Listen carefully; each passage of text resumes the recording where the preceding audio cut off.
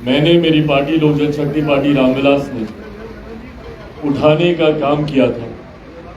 और जब मैंने इस विषय को उठाया था या इस विषय पर अपनी असहमति दर्ज कराई थी, मैं लेटरल एंट्री की बात कर रहा हूं, जो सरकार में विभिन्न पदों को लेकर जो नियुक्तियां निकाली गई थी और जिसमें आरक्षण के प्रावधानों का ध्यान नहीं रखा गया था, इसके खिलाफ मैंने, मेरी पार्टी लोक जनशक्ति पार्टी रामविलास ने प्रमुखता से अपनी आपत्ति को दर्ज कराने का काम किया था। पर जहां एक तरफ मैंने अपनी आपत्ति को दर्ज कराया था, वहीं दूसरी तरफ ये विश्वास भी मैंने मेरे प्रधानमंत्री आदरणीय नरेंद्र मोदी जी के पक्ष में जताया था कि सामाजिक न्याय की लड़ाई में मजबूती से समाज के हर वर्ग का ध्यान देने की दिशा में अगर आज की तारीख में कोई एक नेता, कोई एक व्यक्ति कार्य कर रहा है तो वो हमारे प्रधानमंत्री आदरणीय नरेंद्र मोदी जी ही हैं। ऐसे में कल जब मैंने इस बात का मैंने विरोध भी किया था कि लेटरल एंट्री में आरक्षण के प्रावधानों का ध्यान नहीं रखा गया है, उस वक्त साथ ही में मैंने इस बात को भी कहा था कि मजबूती से सरकार के समक्ष, मेरे प्रधानमंत्री जी के समक्ष मैं इस बात को रखने का काम करूंगा। सरकार का अंग हूं, कई ऐसी बातें हैं जो सार्वजनिक तौर पर कहने में मैं सामर्थ्य नहीं हूं। सरकार का अंग होने के नाते सरकार का संरक्षण करने की भी एक बड़ी जिम्मेदारी मेरे कंधों पर है। पर हाँ, कई ऐसे विषय हैं जहां पर असहमति होती है, पर असहमति को दर्ज कराने के लिए भी सरकार के भीतर मुझे एक मंच मुहैया कराया गया है, जहां पर अक्सर ऐसे विषयों को प्रमुखता से मैं रखने का काम करता हूं। जैसे ही ये लेटरल एंट्री वाला मामला हम लोग के संज्ञान में आया, उसी वक्त से मैंने लगातार अलग अलग जगहों पे कंसर्न अथॉरिटीज के सामने मैंने अपने इस विषय को रखा। प्रधानमंत्री जी के समक्ष मैंने इन बातों को प्रमुखता से रखा। उनके संज्ञान में अनुसूचित जाति, जनजाति, पिछड़ा वर्ग के लोगों के तमाम चिंताओं को मैंने रखने का काम किया।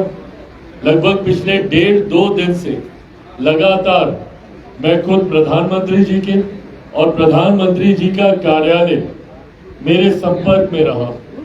उन्होंने इस विषय से जुड़े हुए हर बिंदु पर मुझसे चर्चा करने का उन्होंने काम किया।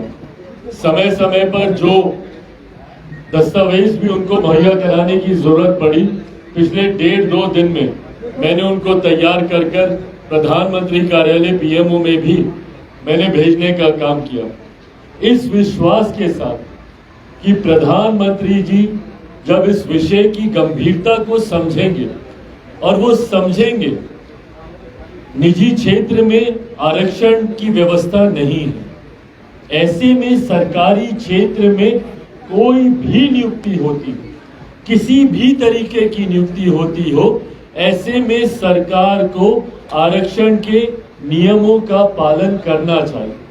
ये मांग लोक जनशक्ति पार्टी रामविलास की रही है हमेशा से। विपक्ष जो आज की तारीख में इसको लेकर हो हंगामा खड़ा करने का कार्य कर रहा है, ये प्रेसिडेंट्स भी विपक्ष की सरकारों के दौरान ही खड़े किए गए हैं। इन्हीं लोगों ने कई ऐसी नियुक्तियां की हैं, भले आवाज वैसे भी आ ही रही होगी, भले वो कांग्रेस की सरकार हो या कांग्रेस के नेतृत्व में अलग अलग समय में बनी गठबंधन की सरकारें हों। इससे पूर्ण भी कई ऐसे उदाहरण रहे हैं जहां पे लेटरल नियुक्तियां की गई हैं, जिसके तहत डायरेक्ट उन पदों पर बिना आरक्षण के प्रावधानों का ध्यान रखे हुए नियुक्तियां कराई गई हैं। और आज जब हमारी सरकार के द्वारा इस तरीके का विज्ञापन आया तो विपक्ष ने एक ऐसा माहौल बनाने का प्रयास किया जैसे इतिहास में पहली बार ऐसा हो रहा हो। पहले हुआ इसलिए ये हो रहा है, सही है, मैं इसका भी पक्षधर नहीं हूं, इसीलिए मैंने इसके खिलाफ भी अपनी बातों को रखा। पर जो विपक्ष एकदम हमदर्द बनने का प्रयास कर रहा था, अनुसूचित जाति, जनजाति, पिछड़ा वर्ग से आने वाले लोगों का हिमायती बनने का प्रयास कर रहा था, ये वही विपक्ष है जिसने समय समय पर अपने समय पर डायरेक्ट ये भर्तियां करने का कार्य किया। पूर्व प्रधानमंत्री डॉक्टर मनमोहन सिंह जी उसका उदाहरण है, मोंटेक सिंह आलूवालिया जी उसका उदाहरण है, कई ऐसे नाम हैं जो इसके उदाहरण रहे हैं। पर बहरहाल हम लोगों ने इस बात की आपत्ति दर्ज कराई कि अगर इतिहास में हुआ है इसीलिए हमारी सरकार भी इसको इसी तरीके से लागू कर दे, ये उचित नहीं है। और कहीं ना कहीं एक गलत परसेप्शन सरकार का ऐसी नियुक्तियों के बाद समाज के बीच जाएगा। मुझे खुशी है और ये मेरे विश्वास को पुनः बल देता है कि मेरे प्रधानमंत्री आदरणीय नरेंद्र मोदी जी ने समाज के एक बड़े वर्ग, अनुसूचित जाति जनजाति पिछड़ा वर्ग से आने वाले लोगों की चिंताओं को समझा और आज एक आदेश के तहत ये जो विज्ञापन निकला था इसको रद्द किया जाता है। मैं, मेरी पार्टी लोक जनशक्ति पार्टी रामविलास, मेरे प्रधानमंत्री आदरणीय नरेंद्र मोदी जी का धन्यवाद देती हूँ और मैं समाज की तरफ से अनुसूचित जाति जनजाति पिछड़ा वर्ग से आने वाले लोगों की तरफ से भी मेरे प्रधानमंत्री आदरणीय नरेंद्र मोदी जी का मैं धन्यवाद करता हूं कि उन्होंने एक बड़े वर्ग की चिंता को सम्मान देने का काम किया और जो ये नियुक्ति निकाली थी उसको रद्द करके पुनः उन्होंने इस समाज का विश्वास जीतने का काम किया। ये पत्र थोड़ी देर में आप सबके साथ मैं साझा भी कर दूंगा। इस पत्र के माध्यम से यूपीएससी चेयरमैन को ये निर्देशित किया जाता है डॉक्टर जितेंद्र सिंह जी के द्वारा, जो कि एमओएस है पीएमओ के, उनके द्वारा ये निर्देशित किया जाता है चेयरमैन यूपीएससी को। और इसमें कहा जाता है कि जो एडवर्टीजमेंट निकाला है वो प्रधानमंत्री जी के this aspect needs to be reviewed and reformed in the context of honourable prime minister's focus on assuring social justice. Hence, I urge the UPSC to cancel the advertisement for the lateral entry recruitment issued on 17/8/2024। ये पुनः मेरे प्रधानमंत्री जी के संकल्प को दोहराता है, उनके समर्पण को दोहराता है।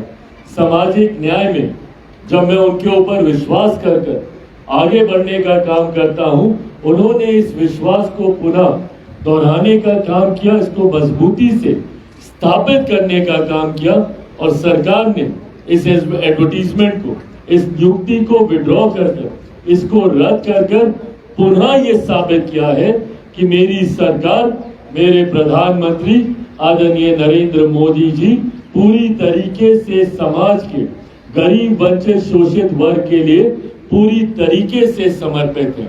और अगर कहीं कोई इस तरीके का फैसला सरकार की तरफ से लिया जाता है जो मेरे प्रधानमंत्री जी के संज्ञान में आता है, उसको भी प्रधानमंत्री जी सुधारने के लिए मजबूत कदम उठाने की क्षमता रखते हैं। ये प्रधानमंत्री जी ने पुनः दर्शाया। कुछ दिनों पहले सुप्रीम कोर्ट का भी जो एक आदेश आया था, उसमें ऑब्जर्वेशंस में क्रीमी लेयर के प्रावधानों का जिक्र किया गया था अनुसूचित जाति को लेकर, शेड्यूल कास्ट को लेकर। उसमें यह कहा गया था कि क्रीमी लेयर के प्रावधान इसमें बनाए जाने चाहिए। मैंने भी उसमें आपत्ति दर्ज की थी, मेरी पार्टी ने भी अपनी आपत्ति दर्ज की थी, क्योंकि जब आप अनुसूचित जाति की बात करते हैं, ये वो जातियां हैं जिनको भारत के संविधान में शेड्यूल किया गया है शेड्यूल कास्ट के तौर पर, जिनका आधार छुआछूत रहा है। अनुसूचित जाति वर्ग से आने वाले लोगों का आधार कभी भी शैक्षणिक नहीं रहा, आर्थिक नहीं रहा, वो सिर्फ और सिर्फ छुआछूत रहा है। ये वो जातियां हैं जिनको समय समय पर गांव से बाहर रखा जाता था, देखना पाप माना जाता था, छूना पाप माना जाता था। ये वो जातियां हैं जो छुआछूत का शिकार रही हैं।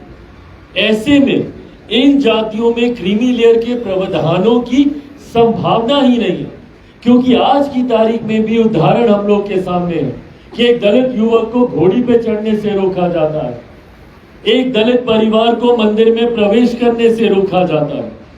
और तो और हद तो तब हो जाती है जब हाल फिलहाल के दिनों में ही एक आईपीएस ऑफिसर सुरक्षा मांगता है अपनी बारात निकालने के लिए, तो आप कैसे इसमें क्रीमी लेयर बना सकते हैं? एक पूर्व मुख्यमंत्री रहते हुए जब मंदिर दर्शन के लिए जाते हैं तो उनके निकलने के बाद मंदिर को गंगा जल से धुलाया जाता है। आज की तारीख में भी ये भेदभाव के उदाहरण देखने को मिलते हैं।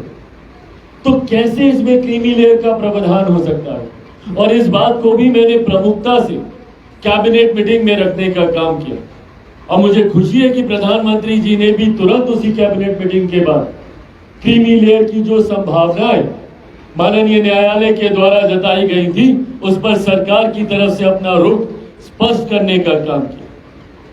समय समय पर मेरे प्रधानमंत्री जी के द्वारा उठाए गए ये कड़े फैसले दर्शाते हैं कि विपक्ष जो एक माहौल तैयार करने का प्रयास कर रहा है, और ये अभी से नहीं, एक लंबे समय से विपक्ष की पूरी राजनीति ही अब सीमित हो गई है इस बात पर आकर कि कैसे हमारी केंद्र की सरकार हमारे प्रधानमंत्री जी को सिर्फ आरक्षण संविधान के नाम पर घेरने का काम किया था, जबकि समय समय पर हमेशा मेरे प्रधानमंत्री जी और मेरी सरकार ने अपनी प्राथमिकताओं को दर्शाने का काम किया और वो समाज के इन्हीं वर्गों के प्रति है जो आज भी मुख्यधारा के साथ नहीं जुड़ पाए हैं। ऐसे में विपक्ष जो भ्रम फैलाने का काम करता, पूरा चुनाव इन्होंने इसी झूठ के सहारे लड़ने का काम किया। आरक्षण समाप्त हो जाएगा, संविधान समाप्त हो जाएगा। अभी पिछले 2-3 दिन से जब से ये एडवर्टीजमेंट निकला अभी तो कोई नियुक्ति नहीं हुई, कुछ नहीं हुआ। एक ऐसा माहौल तैयार कर दिया कि ये सरकार पूरी तरीके से दलित विरोधी है, पिछड़ा विरोधी है। और ये लोग बात करते हैं दलितों की, ये लोग बात करते हैं पिछड़ों की। इतना साल हो गया, अगर मंडल कमीशन को किसी ने संवैधानिक दर्जा देने का काम किया तो वो हमारी आज की मौजूदा सरकार और हमारे आज के प्रधानमंत्री नरेंद्र मोदी जी ने देने का काम किया। समय समय पर अनुसूचित जाति जनजाति के साथ जब जब अन्याय हुआ, एट्रोसिटी एक्ट का मामला हो या विभिन्न और मुद्दे हो, उस पे अगर किसी सरकार ने मजबूत कदम उठाने का काम किया तो हमारी आज की सरकार ने करने का काम किया। और जो लोग आज एक उंगली हम लोग पर उठाते हैं, अपने ऊपर उठी उंगलियों का जवाब देना। क्यों आपने ऐसी परंपराओं को शुरू किया? क्यों आपने डायरेक्ट नियुक्तियां शुरू कर इसके दरवाजे खोलने का काम किया? और जो लोग चिंता जताते हैं, आप लोगों ने अपने समय रहते हुए क्यों नहीं इस बात को सुनिश्चित किया? भाई हम लोग की तो सरकार अभी 10 साल से चल रही है। वहां पर अगर कोई सेक्रेटरी जेएस के लेवल पर पहुंचेगा तो उसकी भी एक समय सीमा है। क्यों नहीं कांग्रेस ने अपनी सरकार के समय इन भर्तियों को पूरा किया था, आरक्षण के प्रावधानों को पूरा किया था, उसके अनुसार नियुक्तियां कराई थी, और कराई होती तो आज वो तमाम अधिकारी बड़े पदों पर पहुंचे होते। क्यों नहीं उस वक्त विपक्ष ने यह आपत्ति दर्ज कराई? दिक्कत यही है कि सेलेक्टिव क्रिटिसिज्म विपक्ष करेगा, अपने विषयों को छुपाएगा और दूसरों पर उंगली उठाएगा। अगर कोई महिला के साथ अत्याचार एनडीए शासित राज्यों में होता है तो विपक्ष सदन नहीं चलने देगा, पर अगर बंगाल में इतनी बड़ी घटना घट जाती है तो किसी के मुंह से आवाज नहीं निकलती। विपक्ष की कोई एक महिला सांसद, कोई एक सांसद मुझे बता दीजिए जिन्होंने इसके ऊपर बोला हो। टीएमसी जिनकी महिला मुख्यमंत्री है बंगाल में, आवाज नहीं निकली उनकी, किसी एक सांसद ने इसके ऊपर कुछ बोलना जरूरी नहीं समझा।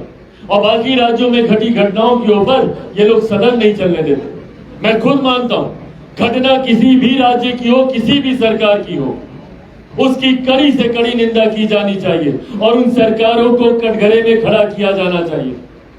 मैं तो हर सरकार के ऊपर सवाल खड़े करता हूं, मणिपुर की घटना हो या जहानाबाद की घटना हो, मुजफ्फरपुर की घटना हो, पर मैं बंगाल की घटना पे भी बोलता हूं। क्यों नहीं विपक्ष बोलता इन सारी चीजों के ऊपर? अगर हम लोग सेलेक्टिव क्रिटिसिज्म करेंगे, अपनी सरकारों को बचाएंगे, दूसरी सरकारों के ऊपर उंगली उठाएंगे, तो इसी तरीके से आपराधिक गतिविधियां बढ़ती रहेंगी, असामाजिक तत्व इसी तरीके से घटना को अंजाम देते रहेंगे। और यही इन्होंने इस विषय में भी करने का काम किया। लेटरल एंट्री अपने जमाने की इनको याद नहीं आती और हमारी सरकार पे तुरंत उंगली उठाने के लिए ये लोग तैयार हो गए। आज हमारी सरकार ने इस विषय को, इस नियुक्ति को रद्द कर पुनः अपनी प्रायोरिटी, अपनी प्राथमिकता, अपना समर्पण समाज के अनुसूचित जाति जनजाति पिछड़ा वर्ग के प्रति पुनः दोहराने का काम किया है। मैं इसके लिए अपनी तरफ से, मेरी पार्टी लोक जनशक्ति पार्टी रामविलास की तरफ से मेरे प्रधानमंत्री आदरणीय नरेंद्र मोदी जी का कोटि कोटि धन्यवाद करता हूं, उनको बधाई देता हूं और पूरे समाज की तरफ से उनका धन्यवाद करता हूं। साथियों, इसी के साथ एक विषय और जिसकी जानकारी आप लोगों के साथ साझा करना चाहता हूं, जिसके लिए हमारे सांसद आदरणीय अरुण भारती जी ने जो जानकारी के लिए आप लोगों के साथ ये प्रेस वार्ता भी बुलाई थी, मैं तो बीच में ऐसे ही आ गया। अभी थोड़ी देर पहले मुस्लिम वर्ग से आने वाले अलग अलग संगठनों के रिप्रेजेंटेटिव्स के साथ हम लोग की एक बड़ी बैठक हुई, बड़ी मुलाकात हुई। उसकी भी जानकारी आपके समक्ष अभी थोड़ी देर में ही पूरी विस्तार से साझा कर दी जाएगी। अलग अलग संगठन के लोग, उनके प्रतिनिधि इस बैठक में शामिल हुए। वक्फ बोर्ड का मामला आप सबके संज्ञान में है।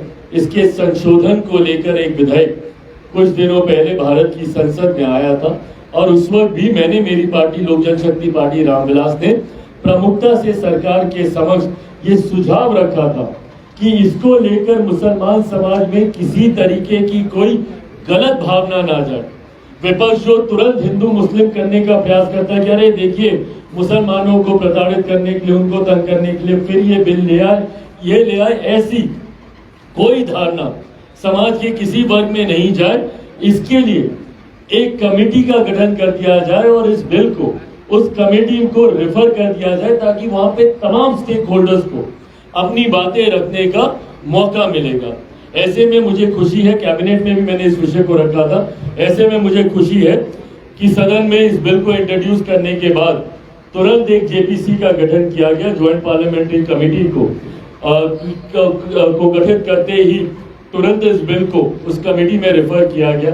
इस बिल में अलग अलग दलों के प्रतिनिधि हैं जिनको मौका मिलेगा अपनी दल की तरफ से इस संशोधन विधेयक में अपनी बातों को रखने का। और उसी कमेटी में लोक जनशक्ति पार्टी रामविलास की तरफ से हमारे जमुई सांसद अरुण भारती जी भी उस समिति के सदस्य हैं। आज कई ऐसे मुस्लिम संगठन के नेता हम लोगों से मुलाकात करके गए जिन्होंने इस संशोधन विधेयक में अपने सुझावों को हम लोग के समक्ष रखा, जिसको कमेटी में, ज्वाइंट पार्लियामेंट्री कमेटी में पार्टी के तरफ से अरुण भारती जी मजबूती से रखने का काम करेंगे। उन्होंने कई बिंदुओं पर अपनी चिंताएं भी दर्ज की, कई बिंदुओं पर उन्होंने अपने सुझाव उन्होंने रखने का काम किया। कई बिंदुओं पर उन लोग को क्लैरिफिकेशन चाहिए था कि क्या ये बिल इस बारे में ऐसा सोचता है या इसमें इस शब्द का जिक्र किया गया है, इसकी परिभाषा क्या है। ये तमाम विस्तार से लंबी हम लोग की चर्चा हुई, बैठक हुई। आने वाले दिनों में ज्वाइंट पार्लियामेंट्री कमेटी में ये जो सुझाव हम लोग के पास आए हैं इसको तो हम लोग रखेंगे ही, पर ये प्रदेश स्तर पर हुई एक बैठक थी। वक्फ बोर्ड को लेकर जो संशोधन विधेयक आया है वो देश भर में लागू होगा। ऐसे में आने वाले दिनों में राष्ट्रीय स्तर पर भी पार्टी के द्वारा अलग अलग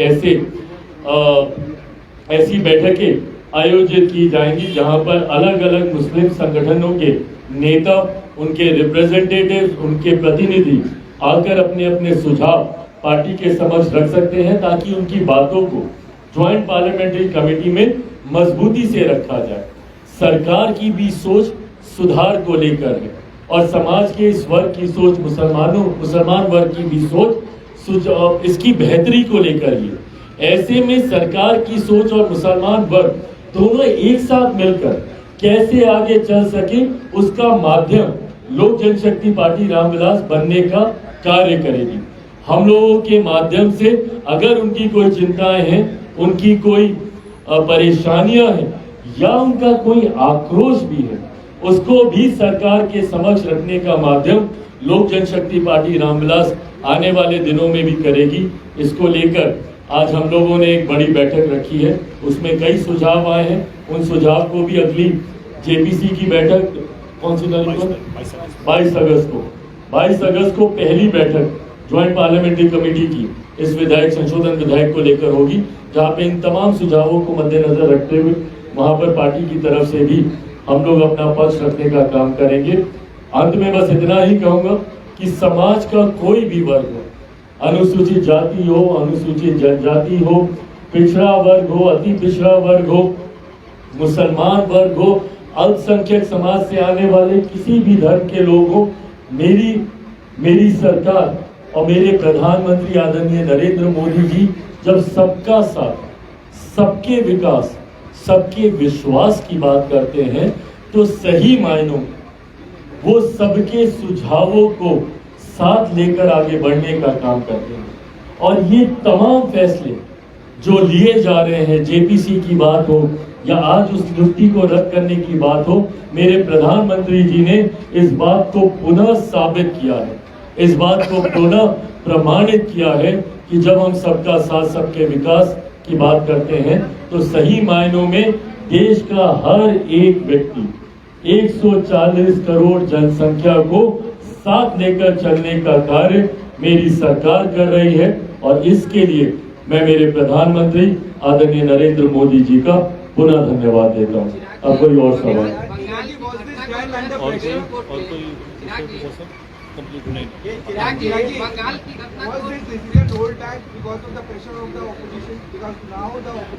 No, of course not. Why the pressure of the opposition?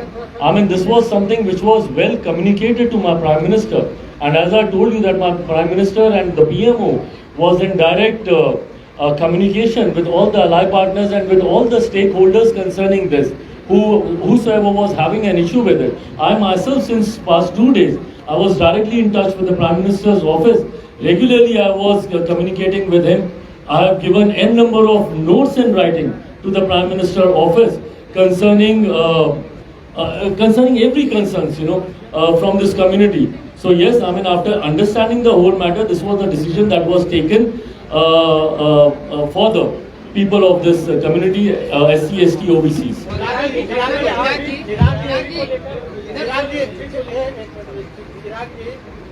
चाहे वक्त का मामला हो, चाहे लेटर एंट्री का मामला हो, सरकार निर्णय ले लेती है। उसके बाद क्या ये निर्णय बीजेपी एक तरफा सहयोगी दलों को लेकर के विचार विमर्श किए बिना ले रही है, जिसके कारण विपक्ष को मौका मिल रहा है इसकी आलोचना का? या फिर दूसरा ये सवाल है कि क्या सहयोगी दलों के दबाव में सरकार ने ये लेटर एंट्री को लेकर के फिर कैंसिल करना पड़ा? मुझे लगता है सरकार की एक खूबसूरत तस्वीर सामने दिखाई देती है, जिस सरकार को आज तक विपक्षी घमंडी सरकार कहते आए, एरोगेंट सरकार कहते आए, एक तरफा फैसले लेने वाली सरकार कहते आए। ऐसे में मेरी सरकार ने ये साबित किया है कि सबके सुझावों पर चलने वाली ये सरकार है। अगर सरकार से कभी कोई ऐसा फैसला लिया भी जाता है जो संभवतः सहयोगी या जानकारी के बाद सरकार को लगे कि इस पे हम लोग को पुनः विचार करने की जरूरत है, ये सरकार इतनी फ्लेक्सिबल है, ये सरकार इतनी सुनने वाली सरकार है कि सुनकर जो सही फैसला होता है वो फैसला ये सरकार लेती है। मुझे लगता है हर सरकार की कार्यशैली ऐसी ही होनी चाहिए, जहां पर अगर फैसला लेने के बाद भी आपको कहीं पे लगे कि समाज के हित में इससे बेहतर फैसला लिया जा सकता है या इस फैसले को रिव्यू करने की जरूरत है, तो बिना एडमेंट हुए, बिना उस बात को अपनी नाक का सवाल बनाए हुए सरकार जो सरकारें उस पर पुनः विचार करने को तैयार होती हैं, सही मायनों में वही सरकार जनता के हित में कार्य करती है।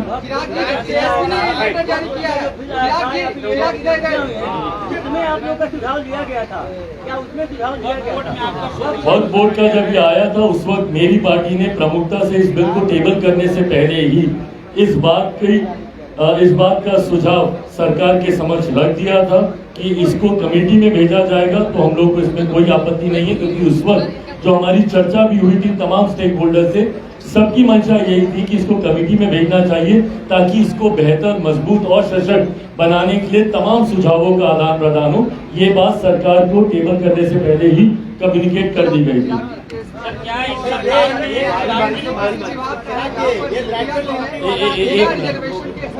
हाँ,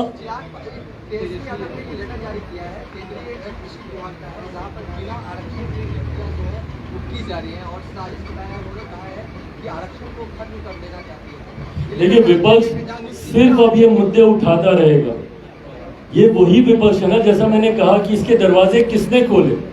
आज अगर इतनी चिंता है आपको, तो क्यों इसके दरवाजे आप खोल रहे थे? जब इन रास्तों को आप खोल रहे थे, क्यों आपने खोला? आज जब मेरी सरकार ने ये फैसला लिया और कहीं ना कहीं एक प्रेसिडेंट सेट किया, एक उदाहरण सेट किया आने वाले समय में भी। भाई कल को मुझे नहीं पता किसकी सरकार होगी, बट उस सरकार के पास ये उदाहरण के तौर पर होगा कि भाई ये नियुक्ति निकली थी और एक सरकार ऐसी थी, एक प्रधानमंत्री ऐसे थे नरेंद्र मोदी जी, जिन्होंने समाज की बड़ी आबादी की चिंताओं को सम्मान देने के लिए इस फैसले को वापस लेने का काम किया। सरकार में आप ज्यादा मजबूती रहे, क्योंकि चाहे वो जेपीसी का मामला हो या वक्फ बोर्ड का मामला हो या अभी का मामला हो, इस सरकार में आप ज्यादा मजबूत रहे पहले की सरकार से। आपको भाई बात मजबूती की नहीं है, बात सही विषयों की है। जब मैंने, मेरे दल ने सही विषयों को सरकार के समक्ष रखा है, सरकार ने हमेशा उसका सम्मान किया है।